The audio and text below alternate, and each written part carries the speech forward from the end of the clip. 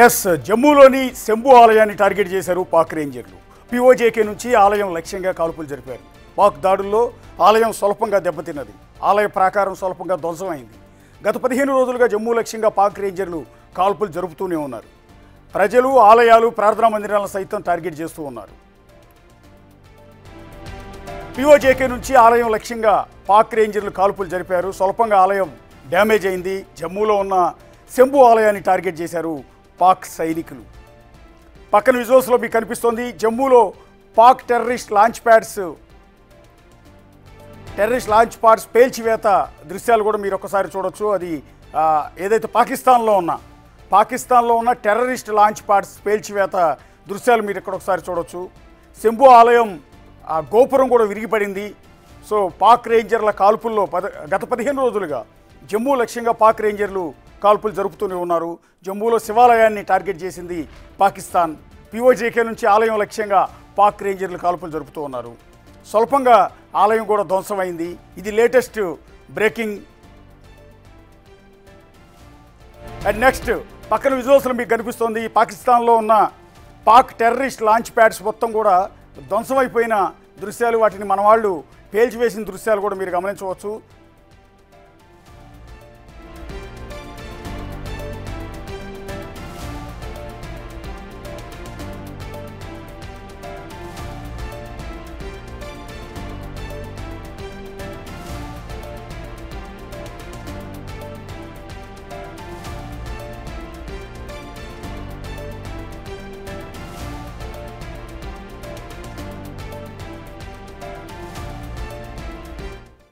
Yes, very good morning కాదు, ఇది very war morning. War జరుగుతోంది. ఎప్పుడు ఏం జరుగుతుందో అర్థం కాని పరిస్థితి ఉంది.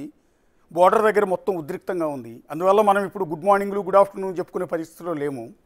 వెరీ వార్ మార్నింగ్ ఇది. యుద్ధంతో మనకు రోజు మొదలవుతోంది. మన కోసం మన సైనికులు సరిహద్దుల్లో ప్రాణాలకు తెగించి పోరాటం చేస్తున్నారు. అక్కడ పోరాటం చేస్తున్న సైనికుల కుటుంబ సభ్యులు ఇక్కడ వాళ్ళకి ఏమవుతుందోనని ఆందోళనలో ఉన్నారు. మన దేశాన్ని, మనల్ని కాపాడేందుకు, పాకిస్తాన్ టెర్రరిస్టుల నుంచి మనల్ని కాపాడేందుకు సైనికులంతా కూడా సరిహద్దుల్లో పనిచేస్తూ ఉన్నారు. కొంతమంది సైనికులు చనిపోతూ ఉన్నారు. ఒక తెలుగు సైనికుడు మురళీ నాయక్ పూంచ్ సెక్టార్లో పాక్ రేంజర్ల కాల్పుల్లో చనిపోయారు. ఇవాళ ఆయన భౌతికాయం అనంతపురం జిల్లా పెనుకొండకు వస్తోంది. ఆయనకు మనందరం కూడా ముందుగా నివాళులు అర్పిద్దాం.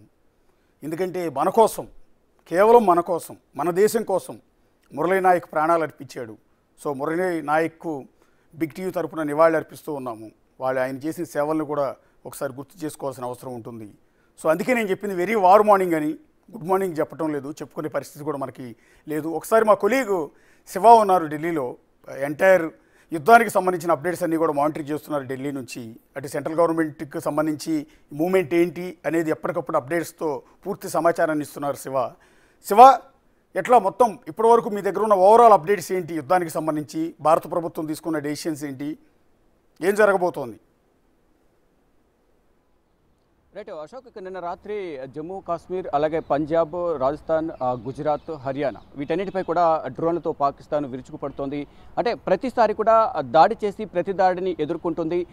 నష్టాన్ని చవిచూసిన పరిస్థితి అయితే ప్రజెంట్ పాకిస్తాన్ వంతవుతోంది. అంటే కేవలం మేము ఉగ్రవాద స్థావరాల మీద దాడి చేస్తాం తప్ప స్థానికుల మీద, అంటే సామాన్య ప్రజల మీద పాకిస్తాన్ ఆర్మీ మీద దాడులు చేయడం లేదు చెప్పినప్పటికీ కూడా వారు సింపతి గెయిన్ చేసుకునేందుకు ఉగ్రవాదులు కాదు చనిపోయింది, సాధారణ ప్రజలు 26 మంది చనిపోయారు, దాంట్లో చిన్నపిల్లలు కూడా ఉన్నారు, మేము యుద్ధానికి సిద్ధమంటూ కూడా పార్లమెంటు వేదికగా పాకిస్తాన్లో వారు ప్రకటించడమే కాకుండా రాత్రి సమయాల్లో ఇటు జమ్మూ పైన, చుట్టుపక్కల సరిహద్దు రాష్ట్రాలపైన దాడులు చేస్తున్నారు. అదే ధాటిగా సమర్థవంతంగా భారత వాయుసేన ఆకాశంలోనే ఆ డ్రోన్లను తునాతునకలు చేస్తున్న పరిస్థితి కనిపిస్తుంది. అంటే భూమి వరకు చేరితే దాని ఎఫెక్ట్ అనేది, నష్టం అనేది భారీగా ఉంటుంది. కాబట్టి వెంటాడి పాకిస్తాన్ డ్రోన్లను భారత్ బలగాలు మట్టు పెడుతున్న పరిస్థితి కనిపిస్తోంది. మరోవైపు ప్రతిగా పాకిస్తాన్పై దాడులు చేస్తూ 4 ఎయిర్ బేస్లను పాకిస్తాన్లో సర్వనాశనం చేసింది. దీని ద్వారా ఆర్థికంగా అనేక నష్టాలను చవిచూసిన పరిస్థితి పాకిస్తాన్కు ఎదురవుతుంది. మరోవైపు ఇంతకుముందు మీరు చెప్పినట్లుగా శంభు ఆలయం కేవలం జమ్మూ కాశ్మీర్లో హిందువులు, సామాన్య ప్రజలు ప్రభుత్వ అధికారులు వీరిని టార్గెట్గా చేసుకుని ప్రధానంగా వారు దాడులు చేస్తున్నారు. దానిలో భాగంగానే ఈ శంభు ఆలయాన్ని పైన డ్రోన్ దాడి చేశారు. దాంట్లో గోపురం కొంతవరకు విరిగిపోయిన దృశ్యాలు కూడా సోషల్ మీడియాలో కూడా ఆ వీడియోస్ అన్ని కూడా విజువల్స్ అన్ని వైరల్ అవుతున్న పరిస్థితి కనిపిస్తుంది.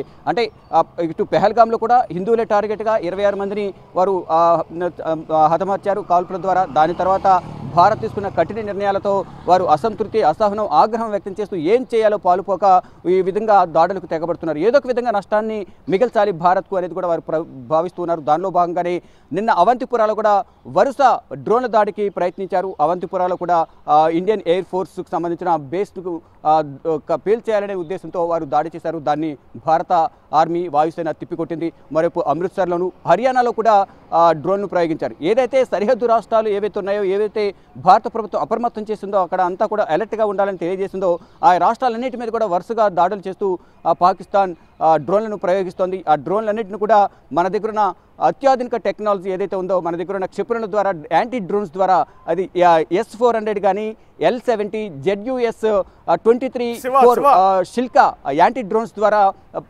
శివ, ఒకటి క్లారిటీ ఇవ్వండి. ఇందాక మీరు చెప్పిన దాంట్లో అవంతిపుర వరకు పాకిస్తాన్ ప్రయోగించిన డ్రోన్ వచ్చింది. అవంతిపుర అంటే శ్రీనగర్కి 15 కిలోమీటర్ల దూరం కూడా లేదు, అవునా? శ్రీనగర్ ఆనుకునే ఉంటుంది అవంతిపుర.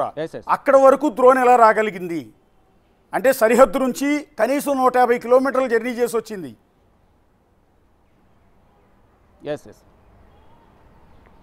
అంటే వాళ్ళు పాకిస్తాన్ బోర్డర్ నుంచి ఇదంతా ఒక ప్రయోగం చేశారని వారు చెప్తున్నారు. మన దగ్గర అత్యాధునిక టెక్నాలజీ డ్రోన్స్ ఉన్నాయి, దాని ద్వారా భారత్ను మట్టు పెడతాము, మా దగ్గర న్యూక్లియర్ బాంబులు ఉన్నాయి, అణు బాంబులు ఉన్నాయి, భారత్ను భూస్థాపితం చేస్తామంటూ కూడా వారు ప్రగల్భాలు పలికారు. కానీ అనుకున్నంత ఇదిగా కూడా వారి నుంచి అటాక్ అనేది కావడం లేదు. అంటే వారి డ్రోన్స్ అంతగా పనిచేయని పరిస్థితి కనిపిస్తుంది. టర్కీ నుంచి తీసుకొచ్చి మొన్న రాత్రి 300 నుంచి 400 డ్రోన్స్ను ప్రయోగించారు. అవన్నీ కూడా అదేవిధంగా చేశారు. ఇటు ఏదైతే సౌత్ కాశ్మీర్ పైన ఎక్కువ దాడులకు పూనుకుంది. మరొక శ్రీనగర్ ఎయిర్పోర్ట్కు సమీపంలో కూడా నిన్న డ్రోన్ ప్రయోగించిన నేపథ్యంలో దాన్ని కూడా భారత ఆర్మీ కానీ ఇటు భద్రతా బలగాలు, వాయుసేన దాన్ని కూడా నిర్వీర్యం చేశాయి. ఎక్కడికక్కడ ఎన్ని ప్రయోగాలు చేసినప్పటికీ కూడా, ఎన్ని ప్రయత్నాలు చేసినా అవన్నీ కూడా విఫలమవుతూ ఉన్నాయి. పైగా పాకిస్తానే నష్టపోతున్న పరిస్థితి కనిపిస్తుంది. దాడి చేస్తుంది, ప్రతి దాడిలో భయానక వాతావరణం అనేది ఇక్కడ ఎదుర్కోవాల్సిన పరిస్థితి పాకిస్తాన్కు ఎదురవుతుందని చెప్పాలి. ఒకవైపు డ్రోన్స్తో భారత్పై దాడి చేస్తుంటే మరోవైపు భారత్ కూడా దాడి చేస్తుంది. మధ్యలో అంతర్యుద్ధం ఎదుర్కొంటున్న పరిస్థితి కనిపిస్తోంది. గత కొంతకాలంగా కూడా పాకిస్తాన్ అంతర్యుద్ధం ఎదురవుతుంది. ఇద్దరి మధ్య డ్రోన్లతో దాడి, ప్రతి దాడి జరుగుతుంటే మధ్యలో బలూచిస్తాన్ లిబరేషన్ ఆర్మీ పాకిస్తాన్ ఆర్మీపై అటాక్ చేసింది. అంటే ఒకవైపు ఇక్కడ సొంత దేశంలో ఉన్న బలూచ్ లిబరేషన్ ఆర్మీని ఎదుర్కోవాలా, ఇటు భారత్ దాడిని ఎదుర్కోవాలని కూడా పాలుపోక వారు తలమునకలు అవుతున్న పరిస్థితి కనిపిస్తుంది. శివ, ఒకటి క్లారిటీ ఇవ్వండి. పాకిస్తాన్లో ఉన్న 4 ఎయిర్ బేసులని భారత సైన్యం ధ్వంసం చేసింది అనేది ఇప్పటి వరకు మనకున్న ఇన్పుట్స్. కొన్ని విజువల్స్ కూడా మనం ప్లే చేస్తూ ఉన్నాం. ఇదంతా ఫ్యాక్టేనా? మరి కాసేపట్లో విదేశాంగ శాఖ కార్యదర్శితో పాటు ఎయిర్ ఫోర్స్ అండ్ నేవీ వాళ్ళు ప్రెస్ మీట్ పెట్టబోతున్నట్టు తెలుస్తోంది. సో ఆ ప్రెస్ మీట్లో ఈ ఎయిర్ బేస్ ధ్వంసం గురించి చెప్పే అవకాశం ఉంటుందా? రైట్, డెఫినెట్గా ముందు రోజు జరిగిన దాడి గురించి ప్రతిరోజు కూడా మినిస్టర్ ఆఫ్ ఎక్స్టర్నల్ అఫేర్స్ కానీ మినిస్టర్ ఆఫ్ డిఫెన్స్ ఇద్దరు కూడా సంయుక్తంగా సమావేశాన్ని ఏర్పాటు చేస్తున్నారు. ఉదయం 5:45 జరగాల్సింది, కానీ మళ్ళా దాడులు కొనసాగుతున్నాయి. దానికి సంబంధించిన డీటెయిల్స్ అని కూడా తెలియాలి. కాబట్టి మొత్తం ప్రపంచానికి పాక్ చేస్తున్న దుశ్చర్యలను ప్రపంచానికి తెలియజేయాలనేది కూడా భారత ప్రభుత్వం భావిస్తుంది. దానిలో భాగంగానే ఉదయం 10:30 సమావేశాన్ని ఏర్పాటు చేసింది. ఇప్పుడు సంయుక్తంగా సమావేశాన్ని ఏర్పాటు చేయబోతున్నారు. దానిలో మీడియా సమావేశంలో కీలకంగా నిన్న ఏ విధంగా దాడి చేసింది, దాడి చేసిన తర్వాత ప్రతిగా భారత్ ఏ విధంగా దాడి చేసింది, అక్కడ వారికి ఎంత ఎఫెక్ట్ అయింది అనేది కూడా ప్రధానంగా దీనిలో వివరించే అవకాశం అయితే కనిపిస్తుంది. మొన్న రాత్రి సమయంలో జరిగిన టర్కీ నుంచి తీసుకొచ్చిన డ్రోన్స్ను దాదాపు 300 నుంచి 400 డ్రోన్స్ను వినియోగించారనేది కూడా నిన్న మీడియా సమావేశంలో వారు వివరాలు వెల్లడించారు. ఈ రోజు కూడా నిన్న జరిగిన దాడి గురించి కానీ, ఇటు భారత్ కానీ అటు పాకిస్తాన్ నష్టపోయిన వివరాల గురించి ప్రధానంగా 10:30 సమావేశం నిర్వహించబోతున్నారు. ఈ సమావేశంలో పలు కీలక విషయాలు వెల్లడించే అవకాశం కనిపిస్తుంది. మరోవైపు నిన్న ఒక పక్క ప్రధాని నరేంద్ర మోడీ, రాజ్నాథ్ సింగ్ త్రివిధ దళాధిపతులతో సమావేశం నిర్వహిస్తున్న సందర్భంలోనే ఈ డ్రోన్ల దాడి అనేది జరిగింది. ప్రతిగా భారత్ కూడా తిప్పికొట్టిన పరిస్థితి కనిపిస్తుంది. ఆ సమయంలోనే పలు కీలక నిర్ణయాలు తీసుకుని పాకిస్తాన్పై అటాక్ చేయాలి, గట్టిగా బుద్ధి చెప్పాలనేది నిన్న జరిగిన సమావేశంలో నిర్ణయం తీసుకున్నారు. వెంటనే పాకిస్తాన్కు సంబంధించిన 4 ఎయిర్ బేస్లపై దాడి చేసిన నేపథ్యంలో ఆ ఎయిర్ బేస్లను కూడా సర్వనాశనమని తెలిపింది. దానికి సంబంధించి పాకిస్తాన్ కూడా ధృవీకరించిన పరిస్థితి కనిపిస్తోంది. ఏదైతే ఇస్లామాబాద్, లాహోర్లో పేలుళ్లు జరిగాయి, ఎయిర్ స్పేస్ అంతా కూడా మొత్తం మూసేసింది.